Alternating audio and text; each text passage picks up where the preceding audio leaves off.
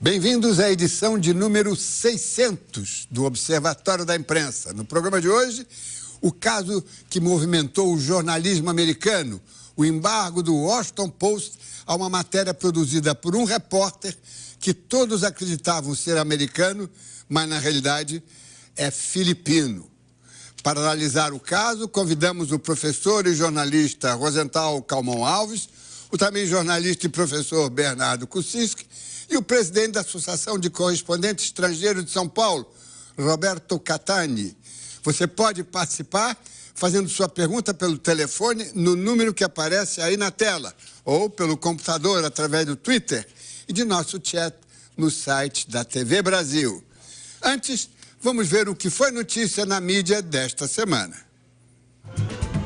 A surpreendente reviravolta no caso DSK mudou o rumo do FMI, da França, e vai certamente influir no comportamento da grande imprensa americana.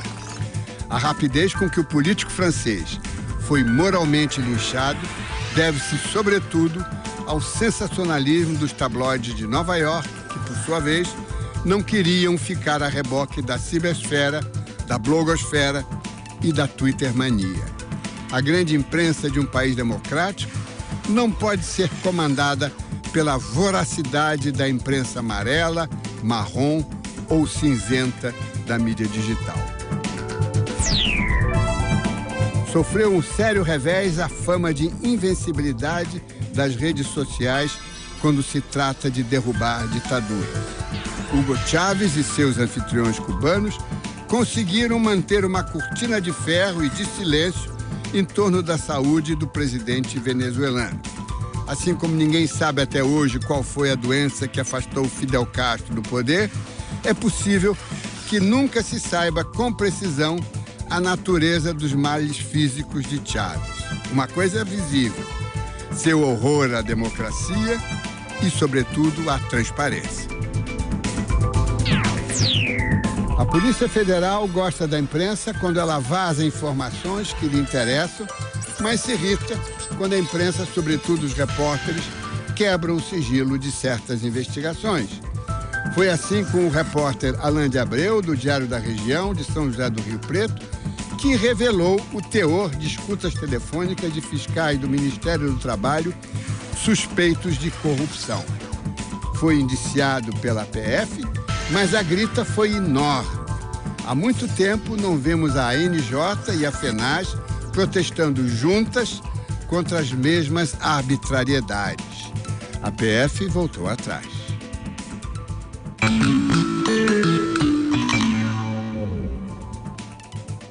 A fraca estreia da seleção brasileira foi destaque entre os chargistas. Ao invés de Pato e Ganso, quem acabou se dando bem foi a zebra. Pelo menos a camisa 10 Canarinho teve no futebol feminino uma representante à altura. De olho no passado, você sabia que o imperador Dom Pedro I gostava de escrever para jornais textos, às vezes, não muito apropriados para um monarca, como mostra a historiadora Isabel Lustosa.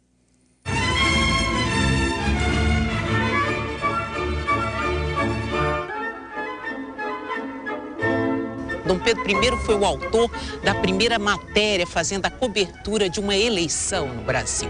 Foi para a Assembleia Constituinte de 1822 e ele deu conta das brigas, da pancadaria que aconteceram nas paróquias da Candelária, de São José. Daqui da Quinta da Boa Vista, onde vivia, o imperador escrevia seus artigos que mandava aos jornais, especialmente na primeira fase, ao Espelho, onde atacava aqueles outros jornalistas com os quais não se identificava. É no Espelho que ele publica artigos violentíssimos contra João Soares Lisboa, o redator do Correio do Rio de Janeiro, e é no Espelho também que ele publica o artigo mais infame, podemos dizer assim, da imprensa brasileira daquele período, no dia 10 de janeiro de 1823, contra o Malagueta. Este artigo, recheado de termos chulos, tem como título Calmante do Malagueta ou P que o pariu a ele, o P com 3 pontinhos. Ao longo do texto, o jornalista descreve situações do cotidiano do Luiz Augusto Maí, o Malagueta, mas a parte mais forte é a em que ele vai, desce a detalhes, digamos assim, de uma suposta relação homossexual que ligaria o Malagueta ao falecido Conde das Galveias. Os joelhos furam as calças e são alguma coisa metidos para dentro. As coxas por fora não parecem más. Se são macias, haja vista ao Conde das Galveias. Essa peça extraordinária da história da nossa imprensa é certamente do imperador. Muitos historiadores tentam livrar um pouco, digamos assim, a cara do imperador com relação a esse artigo, atribuindo a alguns dos seus amigos, como, por exemplo, o Antônio Teles, o Marquês de Resende. Na verdade, quando se compara o estilo das cartas que o imperador mandava para a Marquesa de Santos, para outros de seus amigos, com aquilo que vem escrito no artigo do Espelho, se percebe que o autor é o mesmo, é a mesma soltura na linguagem que também estará presente em outros artigos. Na crônica de Maurício Menezes, a canelada de um jornalista esportivo em busca da notícia. De olho na gafe.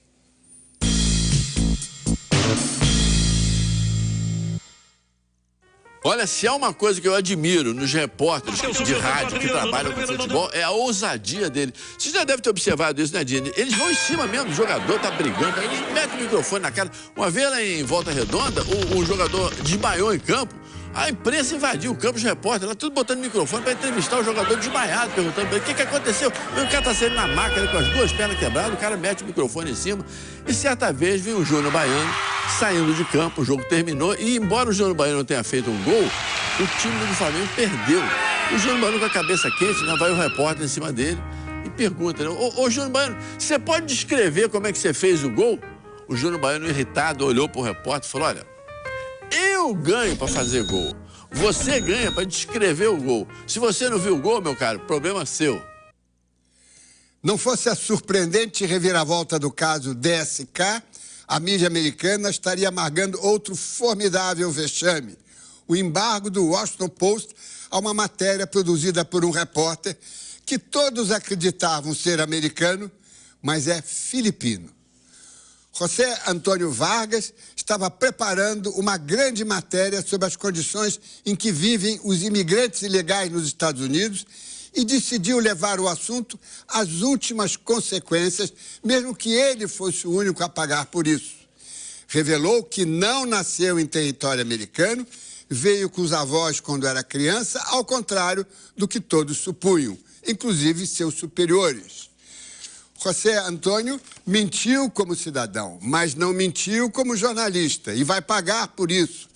Pode ser preso ou repatriado. Mas os editores não se comoveram, barraram a matéria e afastaram o profissional. O concorrente, o New York Times, não vacilou e publicou a reportagem na íntegra com grande destaque e o dramático desfecho. Como na Segunda Guerra Mundial, o problema dos refugiados tornou-se um dos mais aflitivos em todo o mundo.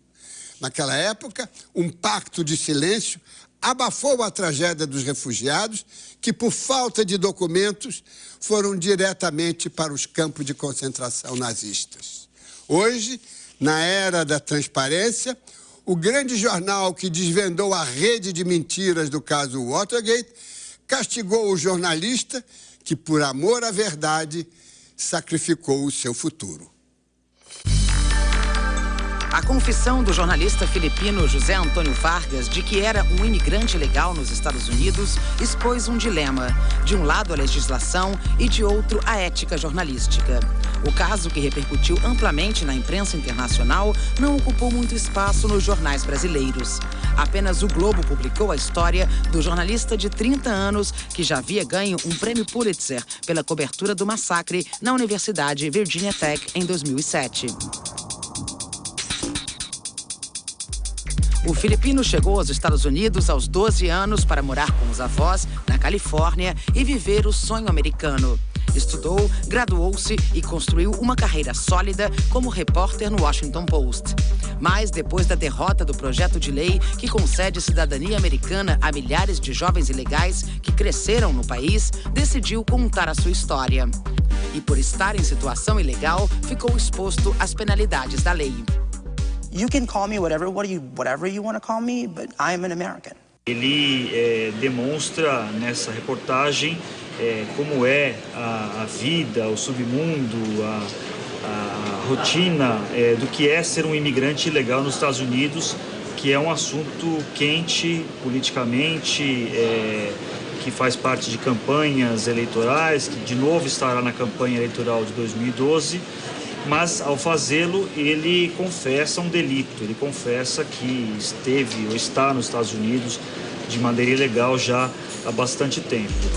O jornal New York Times publicou o desabafo de Vargas depois que o Washington Post, onde o jornalista trabalhava, se negou a dar a matéria e o demitiu. Eu acho que a decisão do New York Times tem que ser respeitada. É evidente que algum interesse comercial pode ter havido nisso. Não é segredo nenhum que os dois jornais, New York Times e Washington Post, são concorrentes diretos e duros ali há décadas. É evidente que algum tipo de questão comercial e de mercado pode ter jogado um papel, mas o fato é que também o outro extremo seria um erro muito grande, você deixar de publicar uma história de teor jornalístico só por uma espécie de acordo de cavalheiros aí entre jornais. Eu acho que depende da avaliação do editor, depende da avaliação da direção do jornal, e se o material for julgado importante e esclarecedor, sim, deve ser publicado. A polêmica ganhou destaque na mídia e foi tratada na coluna do ombudsman do Washington Post, que fez severas críticas a Vargas, mas também admitiu o erro do próprio jornal. Penso que o Post perdeu a oportunidade de contar uma grande e comovente história. Esse é o tipo de ato que garante o respeito dos leitores e a sua confiança. Vamos à apresentação dos nossos convidados de hoje. Hoje, como sabem, é a edição número 600 do Observatório da Imprensa na televisão, que existe há 13 anos e meio.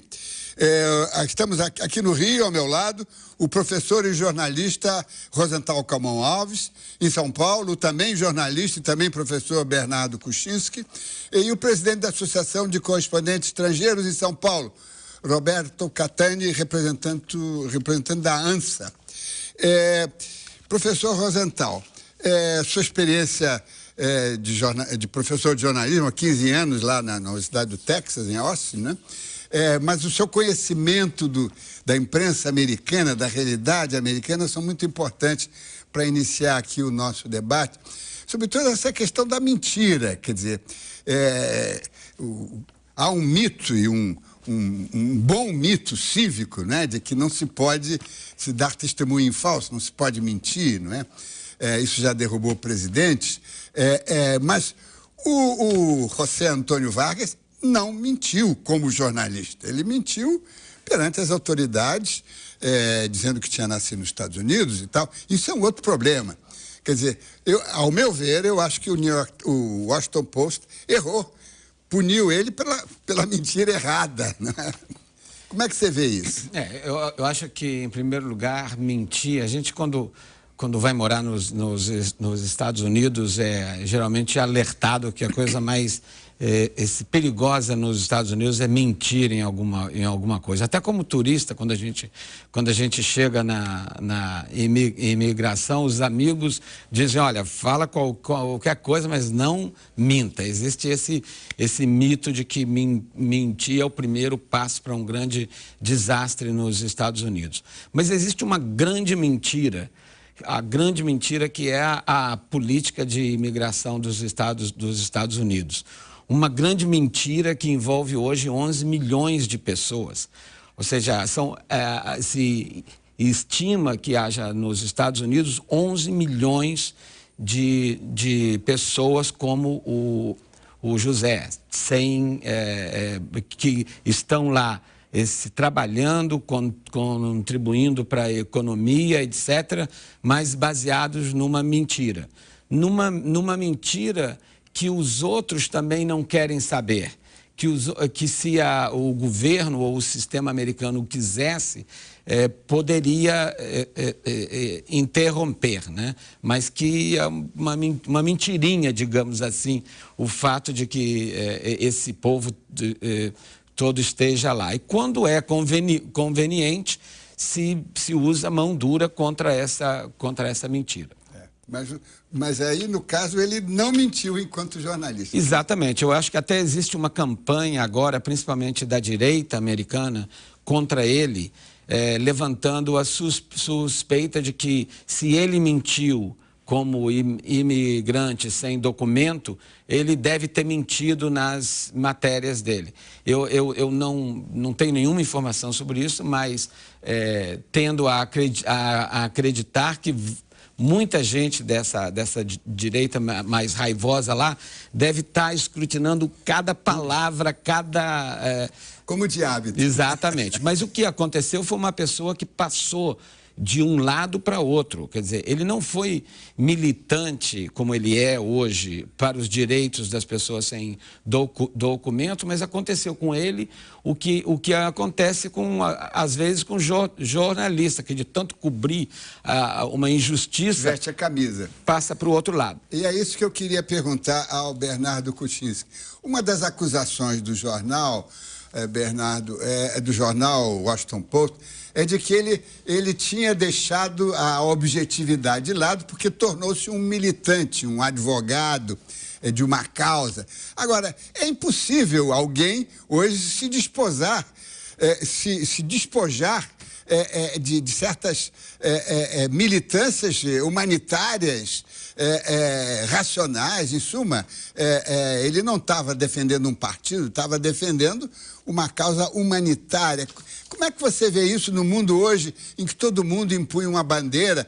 O jornalista pode ser um homem infenso a essa participação no mundo?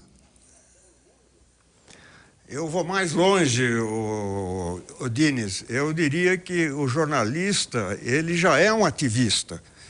Um jornalista que não tem uma visão de mundo, que não tem uma filosofia própria, que não tem ideias próprias, ele certamente nunca será um bom jornalista. Ele pode ser uma máquina de escrever, mas não um jornalista. A questão central é ele saber, apesar de ter as suas convicções, não permitir que elas afetem a sua cobertura da veracidade dos fatos. Quer dizer, ele tem que ter honestidade intelectual para, inclusive, mudar as suas convicções conforme os fatos que ele vai relatar. Mas um jornalista sem convicções certamente nunca será um grande jornalista. Eu não vejo nenhum conflito no fato do Vargas, num determinado momento da juventude dele, ter sido um ativista desta causa das crianças dos imigrantes ilegais. Até porque é uma causa relacionada a direitos humanos básicos. Na minha opinião, esse problema não existe, é um falso problema. Agora, por outro lado, eu acho assim, eu concordo com a colocação que vocês fizeram de que o Washington Post perdeu uma excelente oportunidade de publicar uma grande matéria, porque o testemunho do Vargas atendia todos os requisitos do bom jornalismo, ele era pertinente, era de interesse público, tinha o requisito da novidade e também comovente e muito bem escrito. Por outro lado, para já deixar clara a minha posição, eu acho que o Washington Post estava, assim como errou não publicar a matéria, acertou ao demiti-lo. Até porque não poderia empregar uma pessoa que não tem a documentação em ordem. Mas principalmente porque eu também acho que o Vargas, vítima de circunstâncias históricas desde criança, por causa dessas circunstâncias, acabou se tornando uma pessoa bastante problemática. Quem lê cuidadosamente o testemunho dele, como eu li, percebe que ele vivia um drama pessoal muito forte. Ele era uma pessoa que estava perturbada pela sucessão de falcatruas, de mentiras, de pequenas falsificações de documentos.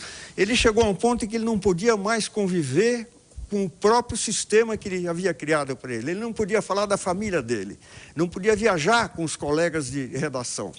Havia um conflito ali insolúvel e que ele resolve, conflito que ele resolve publicando o testemunho. Roberto Catani, eu queria que você trouxesse o lado europeu desse problema. A Europa tem esse problema e cada vez maior, porque, primeiro, é uma comunidade aberta, onde quem entra em algum lugar pode circular para sempre, é garantido pelo Acordo de Schengen. Em suma, e agora tem a pressão dos países mediterrâneos que estão em ebulição, está criando tá no sul da Itália situações dificílimas.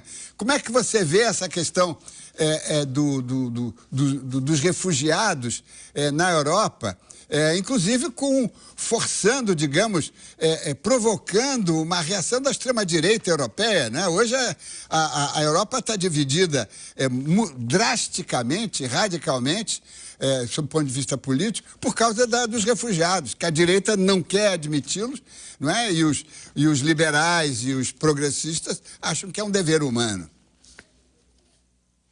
Pois é, Alberto, eu queria fazer, antes de responder a essa pergunta, eu queria dar um detalhe que eu acho importante. O Vargas não foi demitido pelo Washington Post. No depoimento dele, ele deixa claro que ele vai embora do Washington Post por própria decisão, depois de ter falado com um dos editores, que era o mentor dele no jornal, e ele vai para o Huffington Post. Em seguida, ele fala no verão de 2009, e é uma escolha dele, ele muda simplesmente de mídia. E só depois que ele escreve esse depoimento para o New York Times, como uma espécie de confissão. Mas não é um conflito dentro do Washington Post que o leva para sair do próprio jornal e depois para escrever para o New York Times. Quanto à questão na Europa, claro que a imigração clandestina ou a imigração até legal está se tornando um problema gigantesco, tanto do ponto de vista social como do ponto de vista político e, inevitavelmente, dentro do jornalismo. Na Europa, a questão dos imigrantes ilegais dentro da imprensa até agora não teve nenhum caso especialmente que veio à tona sobre isso, mas de qualquer forma é constantemente presente dentro da imprensa.